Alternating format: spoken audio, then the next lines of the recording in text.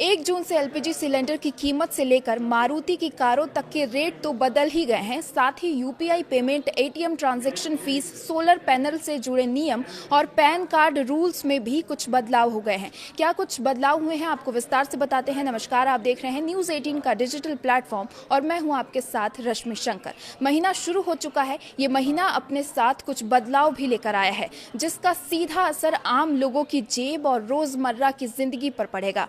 आज यानी 1 जून से एलपीजी सिलेंडर की कीमत से लेकर मारुति की कारों तक के रेट तो बदल ही गए हैं। साथ ही UPI payment, ATM transaction fees, solar panel से जुड़े नियम और पैन कार्ड रूल्स में भी कुछ बड़े बदलाव किए गए हैं। आज जो सबसे बड़ा बदलाव हुआ है वो है गैस सिलेंडर का रेट बढ़ना। कॉमर्शियल एलपीजी सिलेंडर के दाम 42 रुपए प्रति सिलेंडर तक बढ़ा दिए गए हैं। 5 किलोग्राम की ट्रेड एलपीजी यानी एफटीएल सिलेंडर की कीमत में भी 11 रुपए की बढ़ोतरी की गई है। दिल्ली में अब इसकी कीमत 821.50 रुपए हो गई है। राजधानी में 19 किलोग्राम वाले कॉमर्शियल सिलेंडर का रेट अब बढ़कर 3113.50 रुपए प्रति सिलेंडर हो गया है। घरेलू उपयोग वाले 14.2 किलोग्राम एलपीजी सिलेंडर की कीमतों में कोई बदलाव नहीं किया गया है।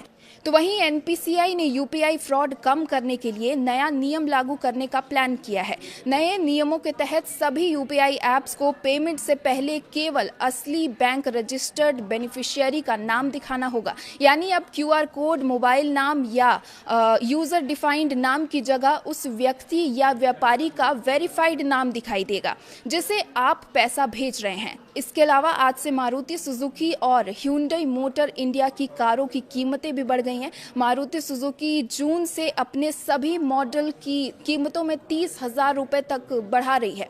बढ़ोतरी मॉडल और वेरिएंट के हिसाब से अलग होंगी।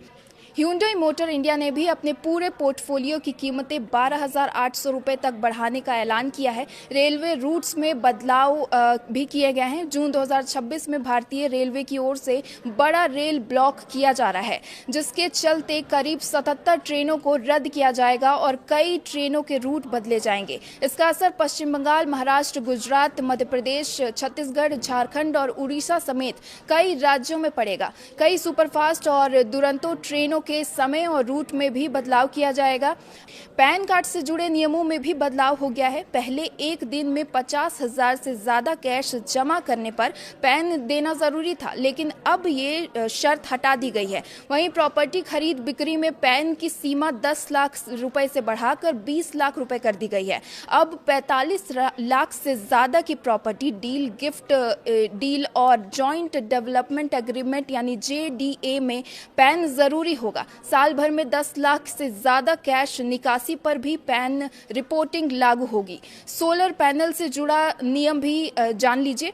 1 जून 2026 से सोलर पैनल से जुड़े नए नियम ALMM यानी approved list of models and manufacturers नियम लागू होने जा रहा है। इसके तहत सरकारी योजनाएं, नेट मीटिंग और कई सब्सिडी वाले प्रोजेक्ट्स में अब उन्हीं सोलर मॉड्यूल और सेल का इस्तेमाल करना होगा जो ALMM लिस्ट 1 और लिस्ट 2 में शामिल होंगे। सरकार ने साफ किया है कि 1 जून के बाद ALMM लिस्ट 2 नियमों में कोई एक्सटेंशन नहीं मिलेगा।